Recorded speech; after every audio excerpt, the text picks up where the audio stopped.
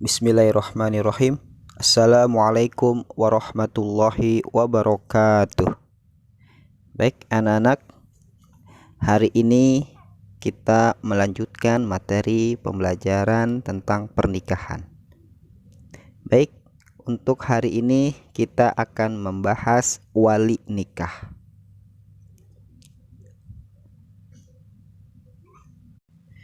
Sebagai salah satu syarat sahnya nikah adalah adanya seorang wali.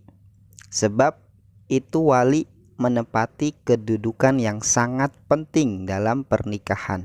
Seperti diketahui dalam pernikahan ada yang mengucapkan ijab adalah pihak dari perempuan dan mengucapkan ikrar atau qabul adalah pihak dari laki-laki. Disinilah peran wali sangat menentukan sebagai wakil dari pihak calon pengantin perempuan. Kedudukan wali nikah dalam hukum Islam adalah sebagai salah satu rukun nikah, ya, dari rukun nikah. Oleh karena itu Imam Syafi'i berpendapat bahwa nikah dianggap tidak sah atau batal apabila wali dari pihak calon pengantin perempuan tidak ada. Baik, selanjutnya kita lihat di sini ada bagan tentang wali nikah. Yang pertama ada wali nasab, dan yang kedua ada wali hakim, dan yang ketiga dalil tentang wali nikah dari hadis Nabi Shallallahu Alaihi Wasallam. Baik, selanjutnya kita lihat di sini yang pertama tentang wali nasab. Wali nasab itu apa sih anak-anak? Wali nasab adalah wali yang mempunyai pertalian darah dengan mempelai wanita yang akan dinikahkan. Jadi pihak perempuan dari wali nasab itu mempunyai ikatan darah, ya. Ada berapa? Baik, di sini Bapak akan membacakan nasab dari pihak mempelai wanita. Kita lihat di sini, coba yang pertama ayah kandung, ya. Ayah kandung. Nah, jika seorang anak menikah dengan lelaki pasangannya, maka disinilah tingkatan yang paling tinggi adalah sebagai wali nikah adalah ayah, ya, ayah kandung. Jika ayah tidak ada, bisa kita lihat yang kedua di sini ada kakek, ya. Kakek yaitu bapaknya ayah, bisa menggantikan posisi ayah ketika ayah tidak bisa atau sedang ada halangan. Ketika itu apalagi yang ketiga ada saudara, saudara laki-laki sekandung, ya. Saudara laki-laki sekandung, apakah itu abang, ya, abangnya dia, ya, dari pihak saudara sekandung dari jalur ayah dan ibunya. Lanjut yang keempat ada paman, ya, paman. Nah, di sini ada paman bisa menjadi wali, ya, wali nasab dari pihak perempuan. Dan yang kelima keponakan, ya, keponakan laki-laki, ya. Bisa juga keponakan kita, ya, yang laki-laki bisa menjadi wali nasab atau wali akad nikah. Selanjutnya yang keenam apa anak-anak? Di sini ada sepupu. Sepupu laki-laki. Nah, dia juga bisa menjadi wali, ya, sepupu laki-laki. Ketujuh ada paman sebapak, beda ibu. Nah, ini ada paman sebapak tapi beda ibu. Tadi yang pertama paman sebapak seibu. Kalau yang sekarang ini yang ketujuh paman sebapak tapi beda ibu. Nah, itu bisa juga menjadi wali nasab ya, atau wali dalam pernikahan. Yang kedelapan ada anak-anak paman sekandung ya, bisa tuh ya menjadi wali anak-anak paman ya, anak-anak paman sekandung bisa menjadi wali pengganti dari ayah. Yang kesembilan ada anak-anak paman sebapak ya. Yang terakhir di sini ada anak-anak paman sebapak. Dia juga bisa menjadi wali nikah ketika ayah kandung atau kakek dan seterusnya tidak ada, maka bisa dia menjadi wali nasab untuk pengganti mereka ya. Baik, selanjutnya kita lihat dari pihak wali hakim. Wali hakim itu apa sih? Wali hakim itu adalah kepala kantor urusan agama Islam, yang mana kita sering mengenal istilah KUA ya. Istilah apa? KUA, yaitu kantor urusan agama. KUA ini setiap kecamatan sudah ada ya.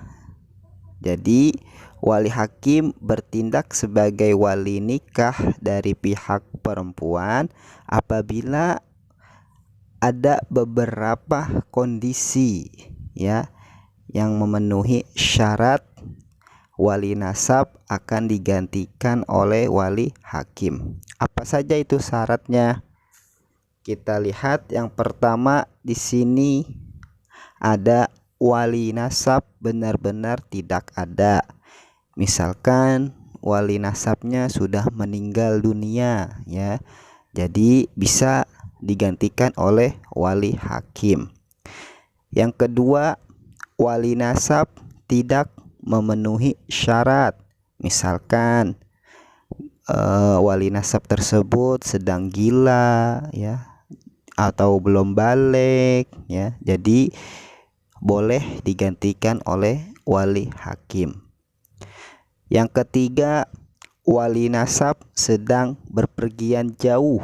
Jadi semua wali nasab sedang berpergian jauh, tidak ada di tempat tersebut, maka wali hakim bisa menggantikan wali nasab tersebut. Keempat, wali nasab sedang berikhram haji atau umroh. Jadi pihak wali nasab sedang melaksanakan ibadah haji atau umroh, jadi boleh digantikan oleh wali hakim ya untuk melanjutkan acara akad nikah.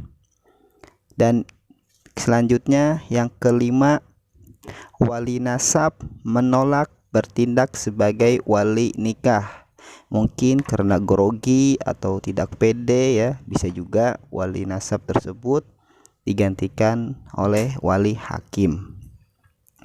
Keenam, wali yang lebih dekat masuk penjara.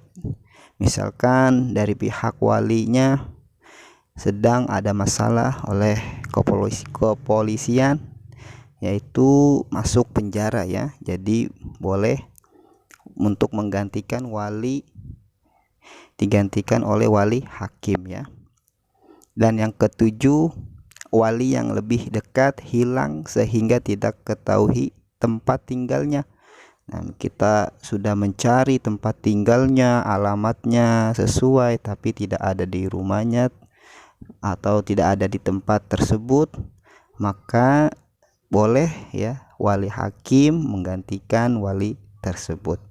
Jadi ketika ada beberapa kendala dalam pernikahan sebuah akad, tadi ada misalkan yang tadi Bapak sudah jelaskan, itu bisa digantikan atau diwakilkan oleh wali hakim, yaitu dari kepala kantor urusan agama Islam atau istilahnya kita kenal KUA. Jadi boleh ya wali hakim menggantikan posisi wali nasab karena ada beberapa hal yang tidak dipenuhi syaratnya. Baik, selanjutnya kita lihat dari hadis Rasulullah SAW beliau bersabda, la nikaha illa biwaliyin, rawahu Abu Dawud. Artinya, tidak sah pernikahan kecuali dengan wali. Hadis riwayat Abu Dawud. Jadi Rasulullah SAW menegaskan kepada kita, jika ada suatu akad nikah tanpa ada wali, maka nikah tersebut hukumnya batal atau tidak sah di dalam syariat Islam, ya. Dan juga ada hadis dari Nabi SAW diriwayatkan oleh Aisyah radhiyallahu anha, bersabda Rasulullah SAW yang artinya, tidak sah nikah seseorang kecuali dengan wali dan 2 orang saksi yang adil. Jika wali-wali itu menolak jadi wali nikah, maka wali hakim bertindak sebagai wali bagi orang-orang yang tidak mempunyai wali. Hadis riwayat Darul Qutni. Jadi penjelasan dari hadis ini bahwa ketika wali nasab menolak menjadi wali nikah, maka digantikan oleh wali hakim, maka hukumnya boleh, ya. Jadi hukumnya boleh ketika wali nasab tersebut menolak menjadi wali nikahnya, maka wali hakimlah yang berhak bisa menggantikan posisi wali nikah tersebut dari pihak perempuan.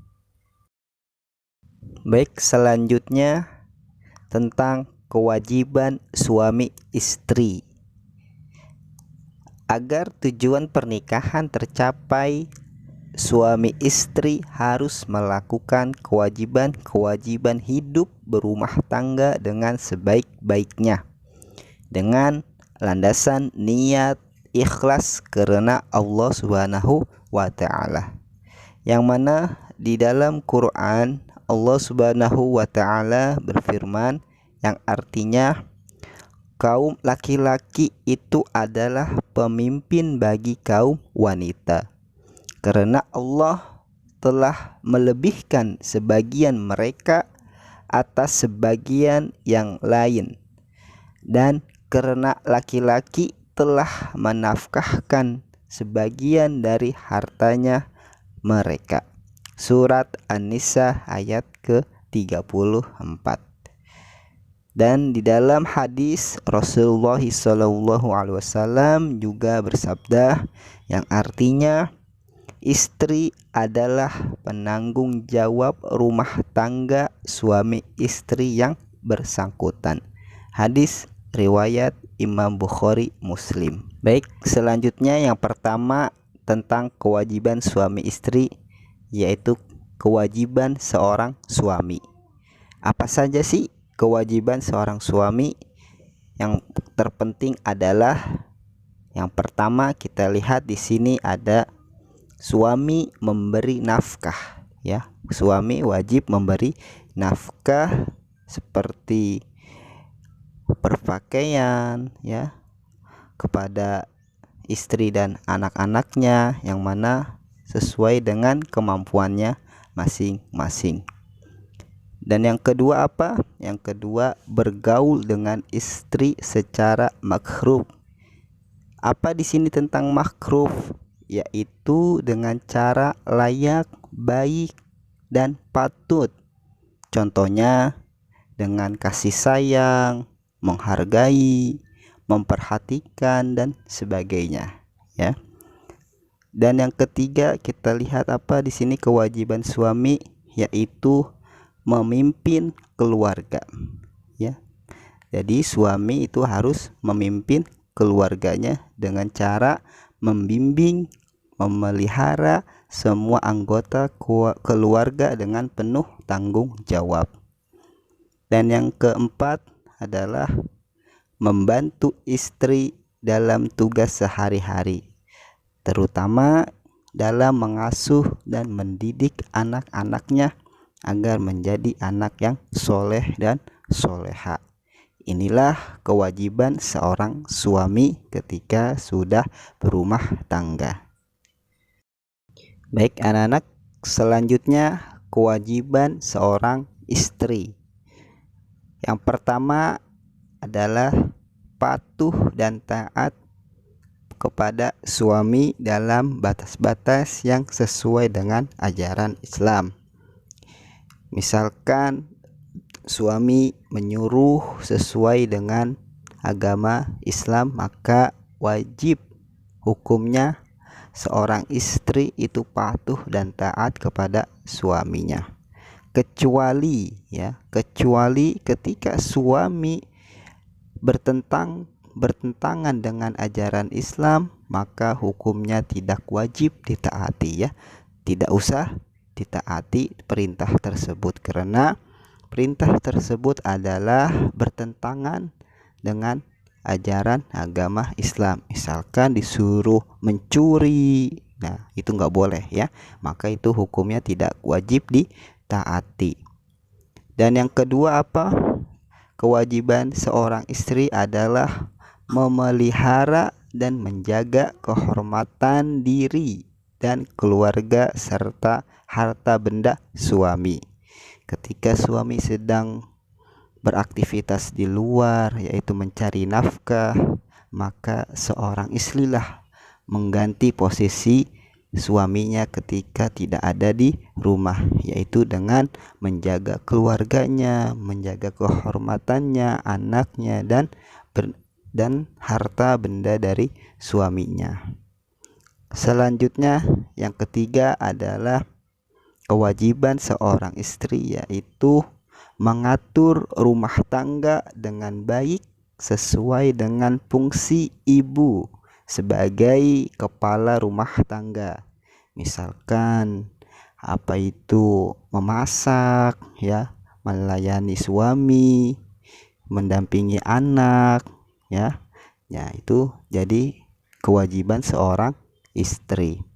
Dan yang terakhir adalah kewajiban seorang istri, yaitu memelihara dan mendidik anak, terutama pendidikan agama Allah Subhanahu wa taala.